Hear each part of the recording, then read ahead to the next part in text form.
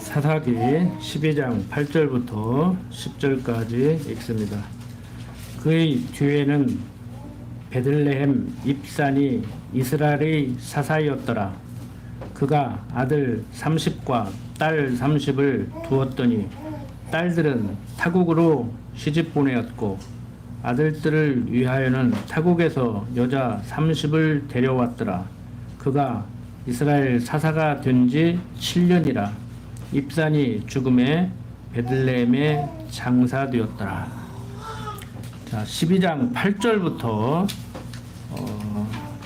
15절까지의 내용은 입산 사사의 치적, 그리고 엘론 사사의 치적, 압돈 사사의 치적에 대해서 얘기를 하고 있는데, 방금 읽은 12장 8절부터 10절까지를 통해서 확인되고 있는 것은 입산 사사가 딸과 아들 각 30을 타국인과 결혼시켰음을 알 수가 있습니다.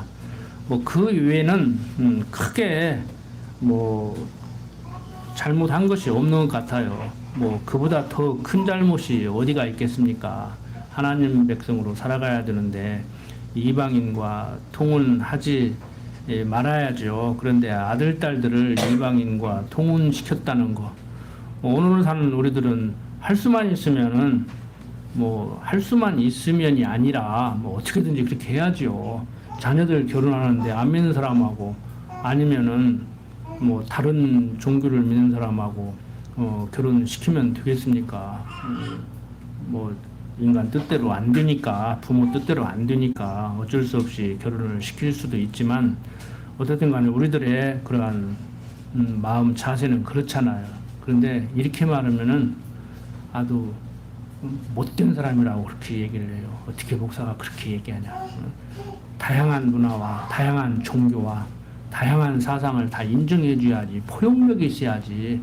어떻게 이렇게 자기 고집만 얘기하고 자기 종교만 얘기하고 그렇게 얘기하느냐고 그러는데, 그게 옳고 그름을 떠나서 한번 살아보세요.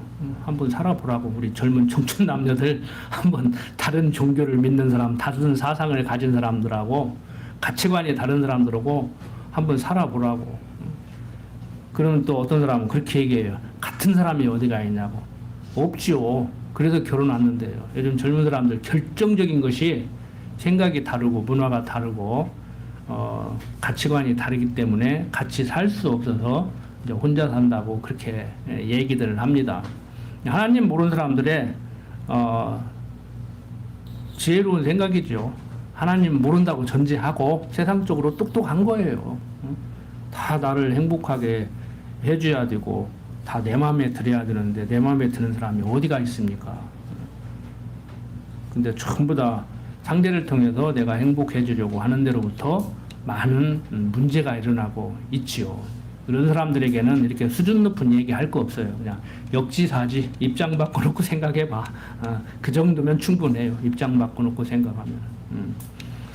그래서 우리가 성경을 공부할 때 인본주의적으로 접근을 하면 하나도 풀리지를 않습니다. 자, 어쨌든 간에, 자, 입산 사사의 치적, 잘못한 것도 있지만 큰 무리 없이 나라를 다스려 나갔던 것 같아요.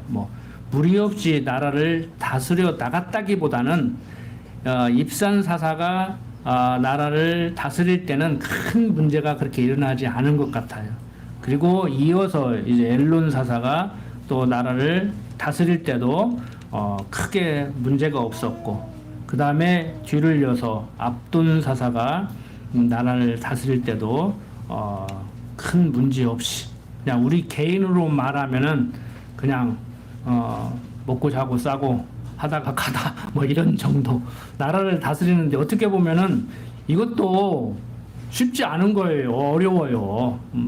요즘 지도자들 보면은 자기 그 통치 기간에 무언가를 이루어 놓으려고 하는데, 무언가를 이루어 놓기 전에 큰 문제나 없었으면 좋겠어.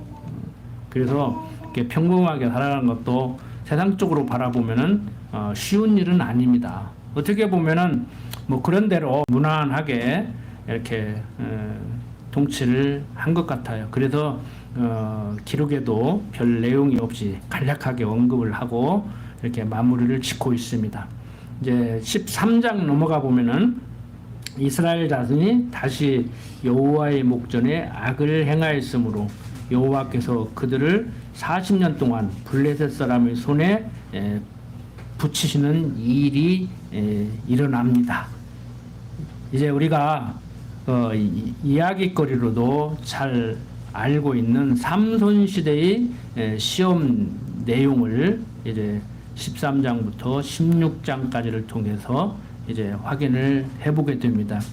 요즘 뭐 영화 설교를 하는 교회도 있다는데 그게 뭔가 하고 알아봤더니요, 성경 내용을 그 영화로 이제 보여주더라고. 그리고 이제 목사님들이 이렇게 정리를 하더라고. 이 영화는 이런 의미의 영화입니다. 우리는 이 영화를 통해서 이런 것을 배우는 겁니다. 이렇게 얘기를 하더라고요. 근데 그 내용만을 전달하면은 지금 제가 설명해 드리는 것보다 우리도 저 CD가 있거든요. 영화 CD를 제가 갖다 놓은 게 있는데 삼손과 드릴라라는 그 영화가 있는데 교회학교 학생들은 뭐 기회가 있으면 보여주라고 제가 갖다 놨는데 여러분들도 우리가 시설만 돼 있으면은 뭐 영화 한 편 보면은 깔끔하게 잡소리 없이 재밌게 한 시간 보내다가 돌아갈 수가 있는데 뭐 우리도 이제 예배당 새로 짓고 기회가 있으면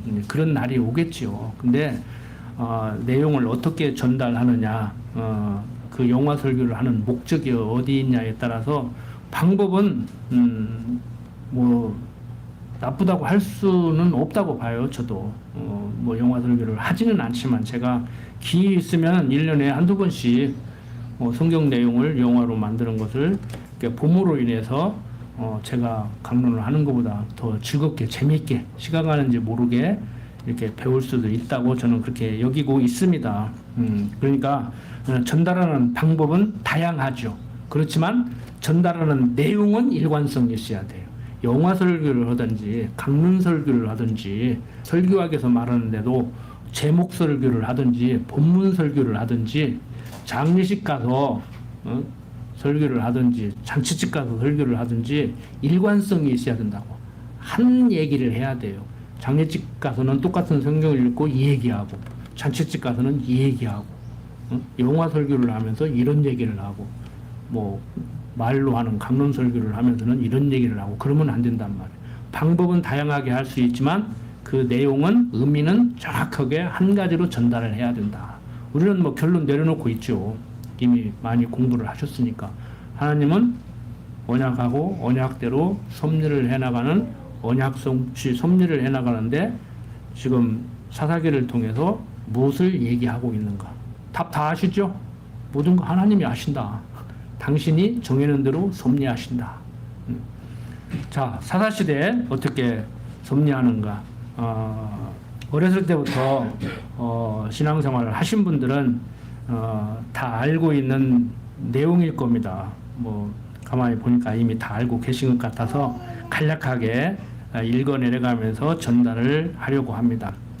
자, 이스라엘 자손들이 이제 사사들이 또 없어짐으로 인해서 악행을 행해요. 그때 하나님께서는 이제 삼손이 태어날 무렵에 이스라엘 자손들이 악행을 함으로 블레셋 손에 붙였는데 그 블레셋 손으로부터 이스라엘 백성들을 구원하시기 위해서 삼손을 보내고 있음을 이렇게 13장에서 얘기를 해주고 있습니다. 사사기 내용을 볼 때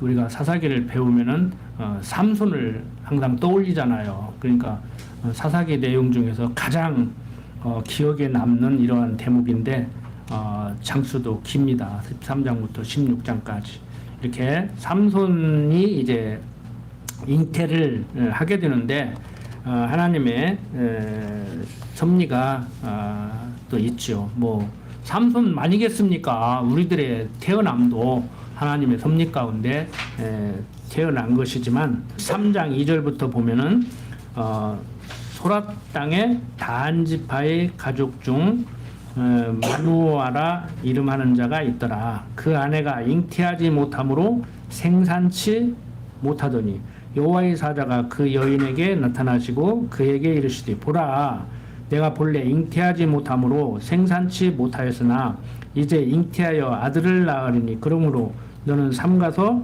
포도주와 독주를 마시지 말지며 무릇 부정한 것을 먹지 말지니라. 보라 내가 잉태하여 아들을 낳으리니 그 머리에 삭도를 대지 말라. 이 아이는 태에서 나옴으로부터 하나님께 바치운 나실인이 됨이라. 그가 블레셋 사람의 손에서 이스라엘을 구원하기 시작하리라. 이에 그 여인이 가서 그 남편에게 고하여 가로되 하나님의 사람이 내게 임하였는데 그 용모가 하나님의 사자의 용모 같아서 심히 두려움으로 어디서부터 온 것을 내가 묻지 못하였고 그도 자기 이름을 내게 이르지 아니하였으며 그가 내게 이르기를 보라 내가 잉태하여 아들을 낳으리니 포도주와 독주를 마시지 말며 무릇 부정한 것을 먹지 말라. 이 아이는 태에서 나옴으로부터 죽을 때까지 하나님께 바치운 나신일이 됨이라 하더이다 라고 얘기를 하고 있습니다.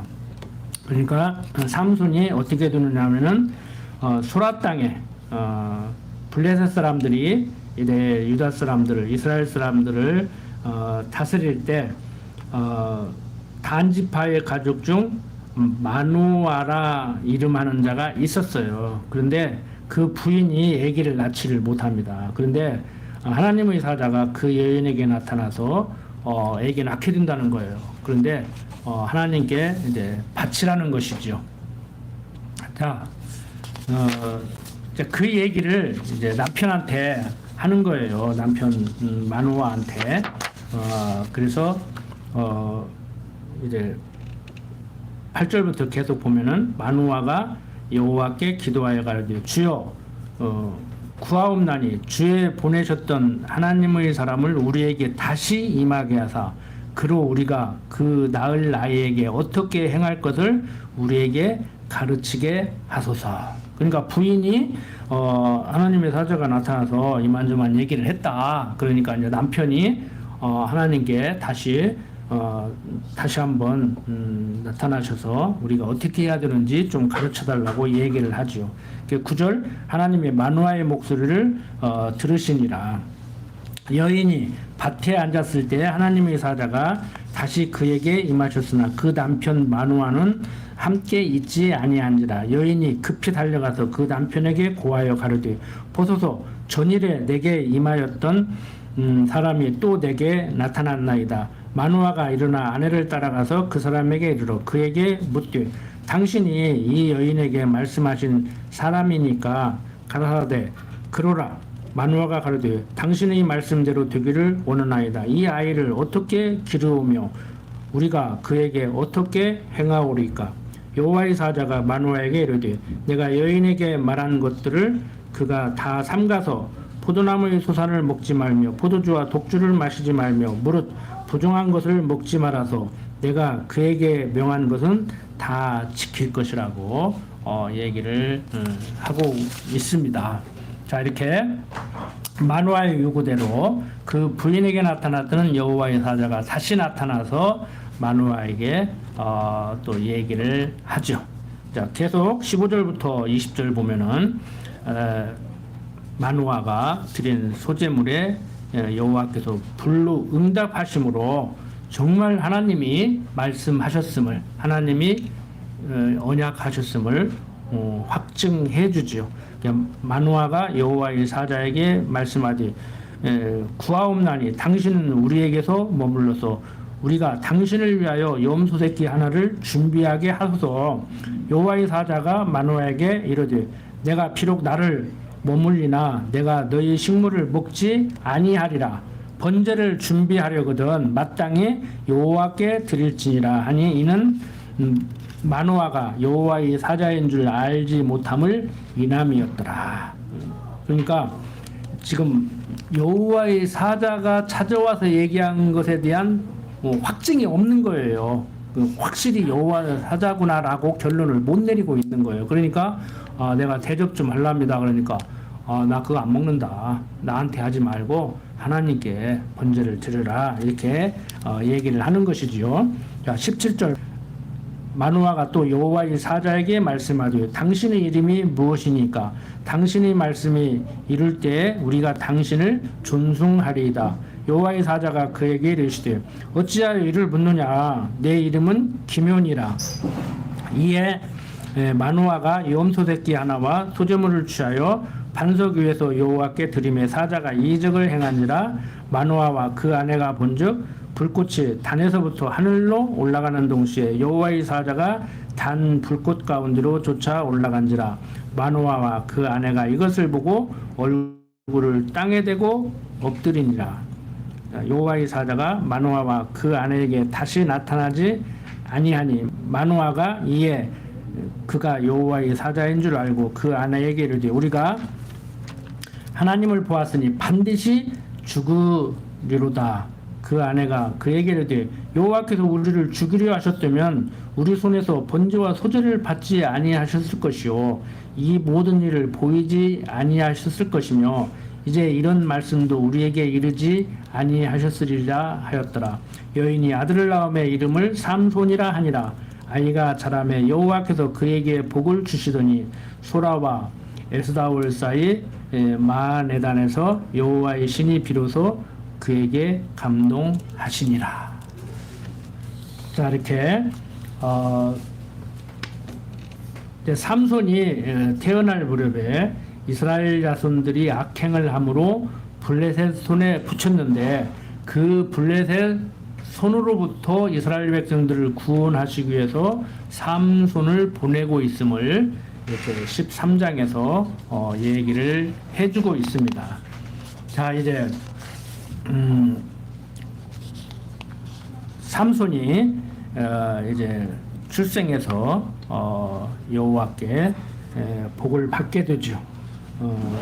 참 이 삼손의 어머니의 신앙을 보면은 아버지의 신앙보다 더 좋은 것 같아요.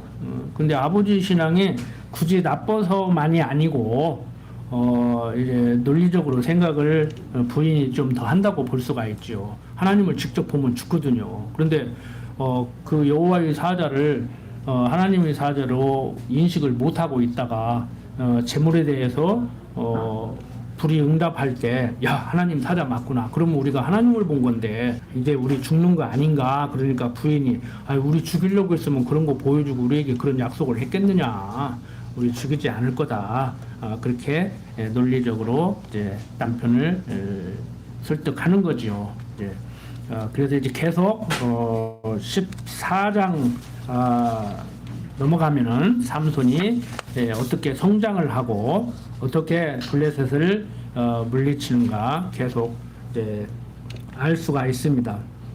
자, 14장 1절부터 4절 보면은 참 이 나시린으로 살아간다는 것은 하나님께 바쳐진다는 의미예요. 그런데 이 나시린으로 살아가는 이 나시린 언약은 그냥 잠시 잠깐 하나님께 이렇게 바쳐진 바 되었다가 또 해제가 되고 그러니까 뭐 외국에 보면은 뭐 어렸을 때 이렇게 불교 국가에서 절에 가서 다 교육을 몇 년간 받고 나오고 이제 그런 게 있더라고요. 이제 그런 것 같이 이제 하나님께 몇 년간 바쳐졌다가 다시 해제되고 그러니까 굳이 꼭 비유를 한다고 하면은 그 뭐라고 비유를 해야 될까? 뭐 이제 가톨릭을 비유로 든다고 하면 뭐 신부나 수녀로 몇 년간 살고 이제 일반인으로 돌아온다고 할까? 뭐 그런 개념이랄까?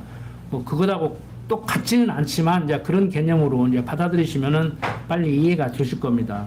그런데 이 삼손은 나서부터 죽을 때까지 하나님께 바쳐지는 거예요. 그러니까 육신적인 그러한 삶은 이미 포기 돼야 되는 것이죠. 그러니까 부모도 이미 그렇게 이제 길러야 되고 삼손도 그렇게 커야 돼요. 그런데 삼손이 이제 나이 먹어서 이제 성인으로 살아가는데 나이 먹어서 성인으로 살아가면은 큰 변화가 낳고 결혼하고 뭐 죽고 이 세 가지잖아요.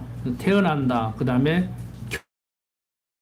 결혼, 태사라고 그러잖아요. 그래서 낳는 거 내 맘대로 못하고 죽는 거 내 맘대로 못하는데 결혼만큼은 내 맘대로 할 수 있다고 그러는데 그것도 착각이죠. 그래서 그게 꼭 옳은 것만은 아니지만 지금 현대의 자유주의 연애 물결 속에 그냥 만나고 헤어지기를 그냥 쉽게 하는 젊은 사람들 그 사고로 볼 때는요, 정말 이 결혼도 내 마음대로 못하는 그 조선시대 때 얼굴도 못 보고 부모가 짝지어줘서 평생을 사는 그게 오히려 나을 수도 있겠다는 생각이 들더라고요. 장단점이 있어요. 연애 결혼은 연애 결혼대로 장점이 있고 중매 결혼은 중매 결혼대로 장점이 있는데 그 시대 여인들이 고통을 당했다고 해서 이제 자유연애 시대에 부모가 말려도 자기 마음대로 결혼하고 그러는데 그렇다고 해서 행복합니까? 그렇게 행복하면은 왜 결혼들을 안 하려고 그러겠어요? 말려도 해야지. 그런데 막 가라기도 안 가잖아요, 요즘. 근데 요즘 또 우리 또래 부모들은 또 가지 말라고 한다네. 또 가라기도 안 갈 판인데 또 가지 말라고 한대요. 자기가 살아보니까 힘든가 보지. 근데 우리는 그냥 하나님을 알다가 보니까 결혼이 무엇인지를 알다가 보니까 그냥 하나님 배우는 방편으로서의 결혼. 그러니까 뭐 결혼해도 좋고 안 해도 좋고 자식 낳아도 좋고 안 낳아도 좋고 뭐 다 좋습니다. 완전 우리는 자유로운 거예요. 그런데 이제 결혼을 하고 않고를 떠나서 결혼이 무엇을 우리에게 얘기해 주는지는 알아야지요. 기회 있을 때마다 말씀드리지만 성경은 얘기하고 있잖아요. 신랑된 그리스도와 신부된 성도와의 관계를 가르치는 방법으로 결혼을 해서 살게 하고, 자녀를 왜 주는가? 하나님 아버지와 자녀된 나의 관계를 이해하게 하려고, 가르치려고 자녀를 주어서 살게 하는 거예요. 그래서 바울도 그랬잖아요. 결혼하지 않고 하나님만 섬길 수 있으면, 온전히 섬길 수 있으면 그렇게 사는 것도 좋지만 육신의 정욕을 제어하지 못하고 그냥 이 사람 저 사람 만나고 다니고 그러려면 결혼해서 살아라. 뭐 이것도 아니고 저것도 아니고. 근데 요즘은 뭐 육체의 쾌락도 뭐 이제 AI가 되시는데요. 이제 굳이 남자 여자 만날 필요 없다는 거예요. 그냥 뇌를 다 조종한다는 거예요. 뇌에서 느끼는 거잖아요. 다 뇌에서 느끼는 거잖아. 그러다가 보니까 막 마약이 번창해 나가고 그러고. 그래서 우리가 지금 타락의 시대를 살고 있기 때문에 자칫 잘못하면 여러분들이 하나님 모르면 인본주의 그런 사상, 인본주의 사고로 자꾸 이렇게 무장이 돼가면은요, 그럴싸한 가문 예술에 속습니다. 그 마약을 하는 사람들 봐요. 그냥 알게 모르게 지금 다 지금 물 들어가는데 심각해요 지금. 그래서 여러분들이 하나님의 사랑에 취해야 되지 어떤 성적 쾌락에 취한다든지 사람으로부터 취할 필요 없이 마약을 통해서 취한다든지 어떤 인공지능 컴퓨터를 통해서 뇌를 자극해서 쾌락을 누리려고 한다든지 그러면은 이게 문제가 되는 거예요. 지금 여러분들이 생각보다 심각한 시대에 살고 있다는 거 여러분들 아셔야 됩니다. 우리 나이 드신 분들은 아직 감이 잘 안 올 거예요. 지금 AI가 보통 심각한 게 아니에요. 편리한 문명의 이익일 수도 있지만요, 우리 뇌를 조종한다니까요. 뇌를 조종한다고. 그래서 그런데 조종당하지 않고 참 하나님을 섬기면서 하나님을 경외하는 우리들로 살아가야 되지 않겠는가 하는 마음에서 잠깐 격까지 나간 얘기를 드렸습니다. 자, 삼손 보세요. 삼손이 딥나에 데려가서 거기서 블레셋 딸 중 한 여자를 보고 도로 올라와서 자기 부모에게 말하여 가로되 내가 딥나에서 블레셋 사람의 딸 중 한 여자를 보았사오니 이제 그를 취하여 내 아내를 삼게 하소서. 자, 이 잘하는 짓이에요? 여러분들 자녀가 아들이 안 믿는 여자한테 다른 허구많은 사람 두고 저 사람하고 결혼하겠습니다. 저 남자하고 결혼하겠습니다. 저 여자하고 결혼하겠습니다. 여러분들 어떻게 하실 거예요? 그 자리에서 안 되는 못해도 그냥 하늘이 노란해지겠지. 가슴이 철렁 들여앉겠지. 근데 계속 읽어보세요. 지금 부모가 그에게 이르되 내 형제들이 딸 중에나 내 백성 중에 어찌 여자가 없어서 내가 할례 받지 아니한 블레셋 사람에게 가서 아내를 취하려 하느냐. 삼손이 아비에게 이르되 내가 그 여자를 좋아하오니 나를 위하여 그를 데려오소서 하니 이때 블레셋 사람이 이스라엘을 관할한 고로 삼손이 틈을 타서 블레셋 사람을 치려 함이었으나 그 부모는 이 일이 여호와께로서 나온 것인 줄은 알지 못하였더라. 그러니까 삼손이 나름대로 장교를 부린 거예요. 지금 블레셋의 식민지라고 생각하면 됩니다. 한번 생각해 보세요. 외정시대 때 아들이 아버지 내가 저 일본 여자하고 결혼을 합니다. 근데 왜 일본 여자하고 결혼을 하려고 하면은 그 속에 들어가서 일본 사람들을 지금 물리치기 위해서. 근데 그 깊은 뜻을 모르면은 어떻게 일본 사람하고 결혼을 하느냐 막 이러고 역정을 낼 수가 있죠. 근데 삼손의 생각만이 아니고 이 삼손의 생각은 어디서부터 나온 거라고 성경은 얘기해요? 이 일이 여호와께로서 나온 것인 줄은 알지 못하였더라. 단순히 삼손만의 생각이 아니고 하나님이 지금 삼손의 생각을 지금 그렇게 조종하고 있다는 거예요. 하나님이 이러시면 안 되지. 이방 여인하고 결혼하지 말라고 시커내놓고 이방 여인하고 결혼할 수 있는 마음을 주셔서 지금 부모를 역정나게 해요. 그러니까 우리는 성경을 통해서 지금 경우가 이렇게 되는 것이구나 알고 있지만 부모는 아직 모르고 있단 말이에요. 말도 안 되는 소리를 하는 거야 아들이. 그것도 임신할 때부터 하나님의 사자가 나타나서 나신이로 살게 해라 했단 말이에요. 그런데 다 큰 아들이 결혼하겠다고 그러는데 이방 여인을 데리고 가서 결혼하겠다? 그게 말이 되는 소리냐고. 그런데 왜 부모는 반대를 할 수밖에 없어요? 하나님의 그 이면에서의 역사를 모르기 때문에. 근데 이면에서의 역사를 안다는 게 그게 가능하냐고. 우리도 지금 이면에서 하나님의 역사를 하고 있단 말이에요. 근데 그거 못 느끼시죠? 느껴요? 좋은 일 있으면 하나님이 역사했다고 그렇지. 근데 나쁜 일 있으면 기분 나쁘잖아. 역사를 했어도 그렇지. 왜 하필이면 우리 집만 홍순하게 만들어 물에 잠기게 만들어 기분 나쁘게. 그런 하나님 싫잖아요. 그래서 어떤 종교학 교수가 성경 보니까 자기는 필요 없는 하나님이다 이거야. 자기가 종교를 가르치지만 성경이 말하는 하나님은 자기에게는 필요 없더라는 거예요. 왜 다 당신 맘대로 오니까. 내 맘대로 하는 내 요구를 좀 충족시켜주는 알라딘 램프 같이 하나님 이것 좀 해주십시오. 저것 좀 해주십시오. 내가 오늘 이걸 해야 됩니다. 지혜를 줘서 문제를 잘 풀게 해주십시오. 이래야 되지요. 응? 여러분들 자녀들 시험 보러 갈 때 기도하고 가 그러잖아요. 뭔 기도를 어떻게 하라는 거예요? 시험 점수 잘 맞게. 그래서 내가 원하는 대학 합격할 수 있게. 그렇게 기도하고 가라고 하잖아요. 여기 신학교 수업 시간에 그것을 반박했더니 그 교수가 그러더라고. 목사님 말이 다 맞지만 그러고 가면 필 받아가지고 나는 내 하나님께 기도했기 때문에 오늘 나는 지혜를 올릴 거야. 그래가지고 머리가 잘 돌아간대야. 그래도 시험을 잘 볼 수 있대야. 그래서 그렇게 하라고 그랬어요. 그렇게 하면 시험 잘 볼 수 있다는데 내가 굳이 그것까지 말릴 필요는 없잖아. 시험 좀 잘 보겠다는데 못 보고 오라 그럴 수는 없잖아요. 그렇게라도 해서 잘 보고 와라. 그렇게 해서 잘 볼 것 같으면 그렇게 해서 잘 보고 와라 웃으면서 그랬는데 종교가 그런 거 아니잖아요. 기독교가 그런 거 아니잖아요. 응? 기도가 그런 거 아니잖아요. 기도가 뭔 줄은 가르쳐 줘야지. 응? 그것도 모자라가지고 이제 입시하는 날 교회로 모이러가지고 애들 다 목사가 안수해 이제 다 응?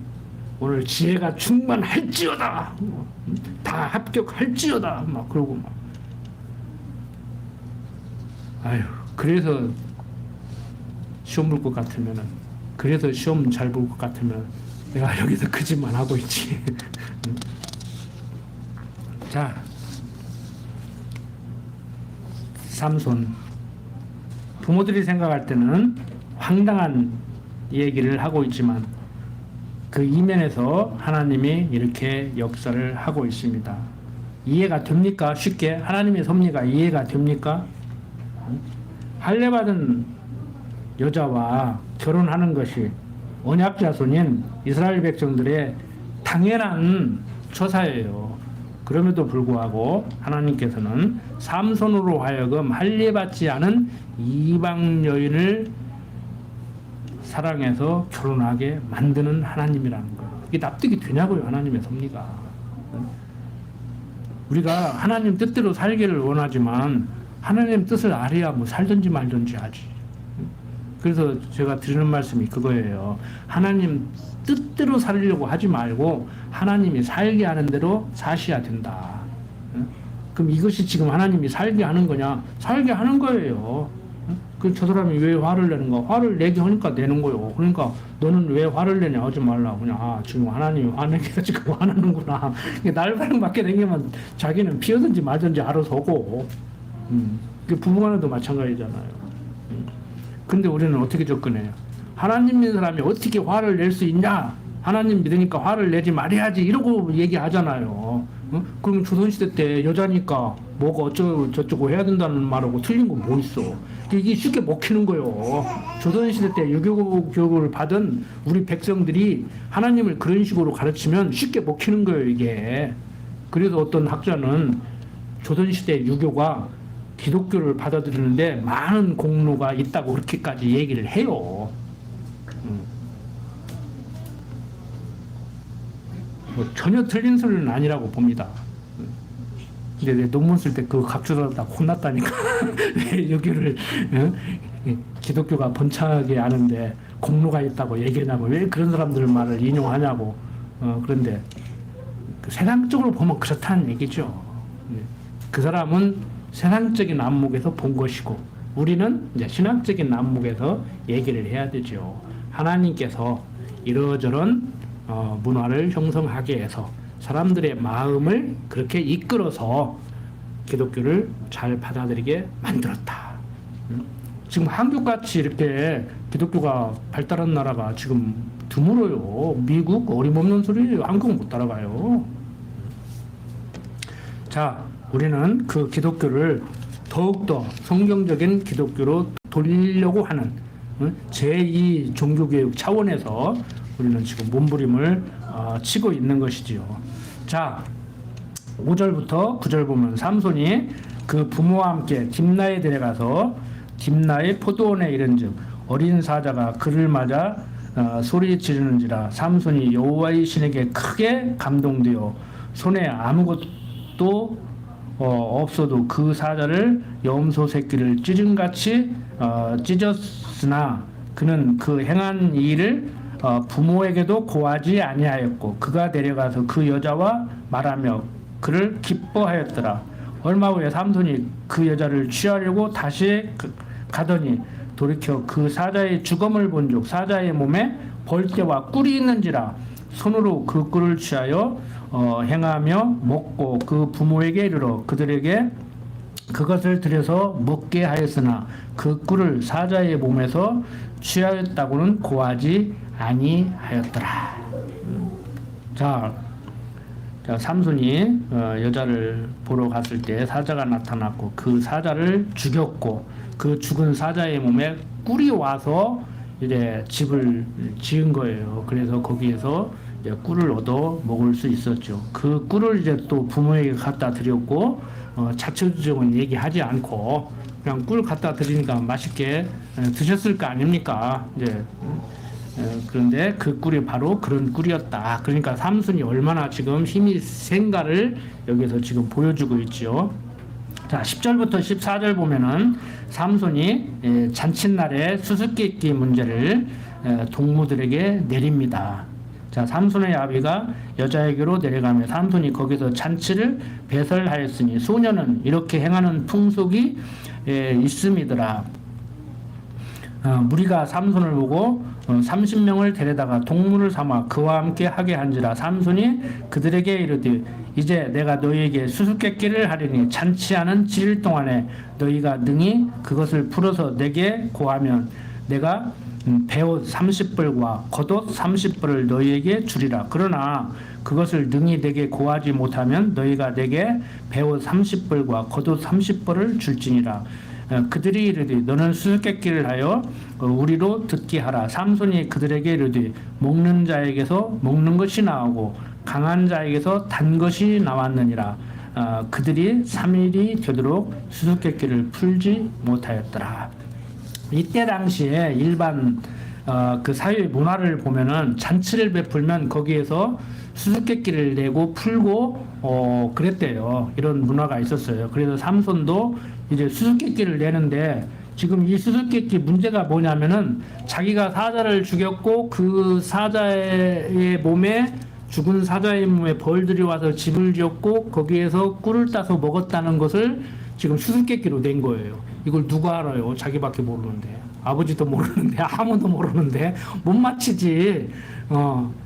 그러니까 수수께끼를 했는데 이제 뭐 옷을 30벌씩 뭐 배옷 주고 겉옷 주고 뭐 배옷 30벌 겉옷 30벌 내가 이기면 너희들이 나한테 주고 너희들이 맞추면 내가 너희들한테 준다. 그러니까 이게 엄청난 지금 돈도 걸려 있잖아요. 그러니까 이 사람들이 어떻게든지 그 답을 알아내려고 할 거 아닙니까? 그러니까 이제 성읍인들이 삼순 아내를 꿰어가지고 그 답을 알아내려고 하는 거예요. 제7일에 이르러 그들이 삼손의 아내에게 이르되 너는 내 남편을 꿰어 그 수수께끼를 우리에게 알리게 하라. 그렇지 아니하면 너와 내 아비와 집을 불사르리라. 너희가 우리의 소유를 취하고자 하여 우리를 청하였느냐? 그렇지 아니하냐? 삼손의 아내가 그의 앞에서 울며 가르되 당신이 나를 미워할 뿐이요 사랑치 아니하는도다. 우리 민족에게 수수께끼를 말하고 그 뜻을 내게 풀어 이르지 아니하도다. 삼손이 그에게 대답하되 보라 내가 그것을 나의 부모에게도 풀어 고하지 아니하였거든 어찌 그대에게 풀어 이르리오 하였으나 7일 잔치할 동안에 그 아내가 앞에서 울며 강박함을 인하여 제7일에는 그가 그 아내에게 수수께끼를 풀어 이르매 그 아내가 그것을 그 민족에게 고하였더라. 제7일 해지기 전에 성읍 사람들이 삼손에게 이르되 무엇이 꿀보다 달겠으며 무엇이 사자보다 강하겠느냐 한지라. 삼손이 그들에게 대답하되 너희가 내 암송아지로 밭갈지 아니하였다면 나의 수수께끼를 능히 풀지 못하였으리라고 이렇게 얘기를 합니다. 결국에는 이제 아내의 간청에 넘어가서 삼손이 정답을 알려준 거예요. 이제 뭐 죽인다고 하니까 그러니까 아내 죽일 수는 없잖아요. 그래서 이제 어쩔 수 없이 이제 알려준 겁니다. 그래서 이제 18절 보면은 무엇이 꿀보다 달겠으며 무엇이 사자보다 강하겠느냐. 단 것은 꿀이고 강한 것은 이제 사자라는 것을 이제 그들이 알고 대답을 하지요. 그래서 삼손은 그들에게 너희가 내 암송아지로 밭갈지 아니었으면, 그러니까 부인을 지금 지칭하는 거예요. 암송아지라고 꼭 비하시켰다기보다 그때의 언어 표현의 그 문화래요. 우리도 달라지죠. 요즘 제가 외국인들에게 남편 뭐라고 부르냐 그러면 오빠라고 부른다고 하더라고. 그래서 한 20년 전에는 아빠라고 불렀었어. 그랬더니 그러냐고 그러잖아요. 그리고 아빠 세대 있어요? 옛날에는 남편 보고 아빠 하는 게 친정아버지 시아버지 이제 남편이 있는데 아빠 그러면 셋이 다 쳐다보는 거예요 이제. 실제 그랬잖아요. 제가 그 말 한 지가 엊그제 같은데 벌써 이미 요즘 젊은 사람들은 이제 오빠라고 부른다고. 그러니까 남편을 아빠라고 부르는 데는 옛날 세대예요. 9세대. 나 때는 아빠라고 불렀다. 근데 지금 때는 이제 오빠라고 불러. 앞으로 또 한 5년, 10년 후에는 또 뭐라고 부를지 몰라요. 뭐라고 부를지 모른다고. 우리 나이 드신 분들은 뭐라고 부릅니까? 70, 80 드신 분들은 여보 당신 압니까? 근데 그것도 참 문제더라고. 한국어가 얼마나 혼란스러운지. 호칭과 지칭도 구별 못해. 부를 때는 여보하고 불러야지.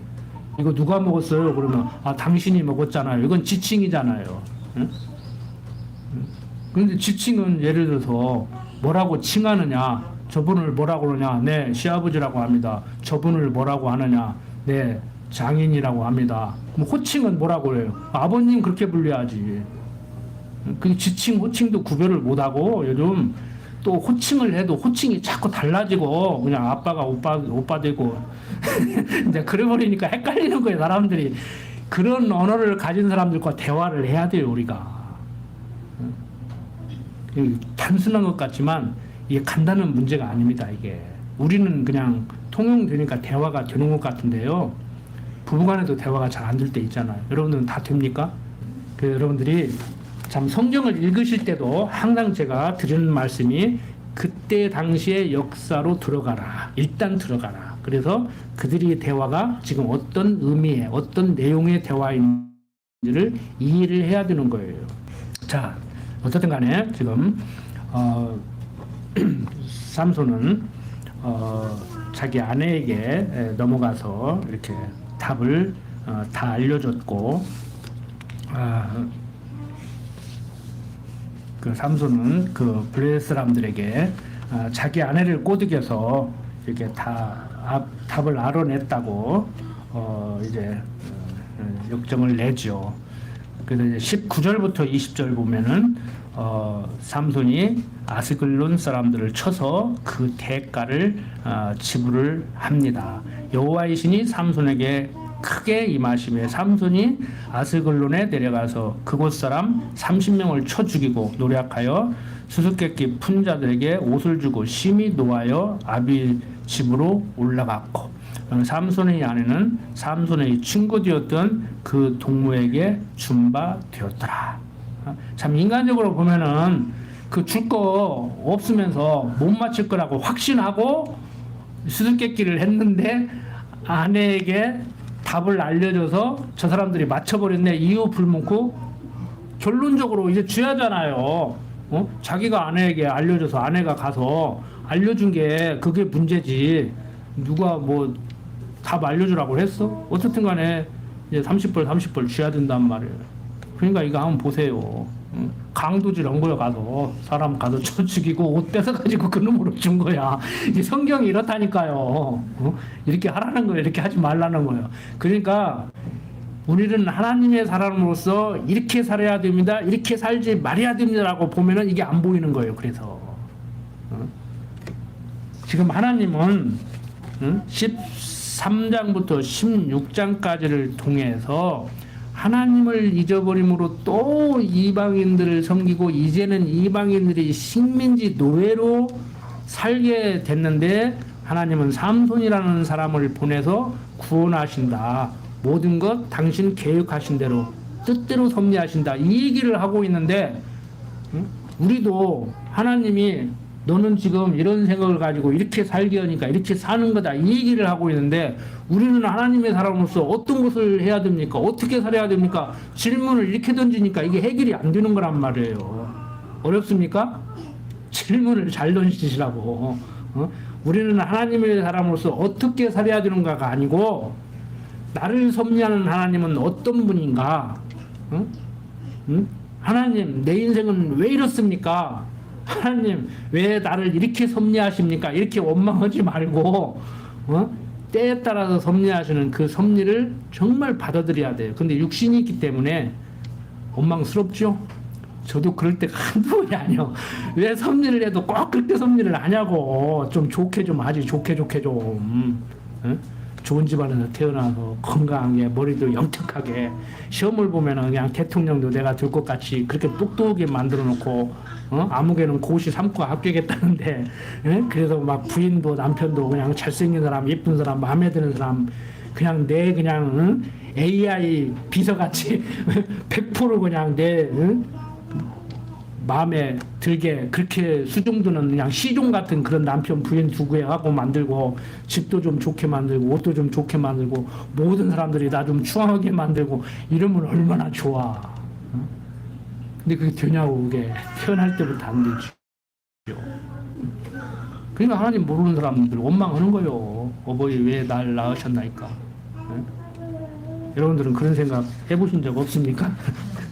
저도 아주 어렸을 때 있어요. 아주 어렸을 때 초등학교 때 한 번 딱 해서 한 번 딱. 근데 그 뒤에는 안 했어요. 그게 할 일이 아니더라고.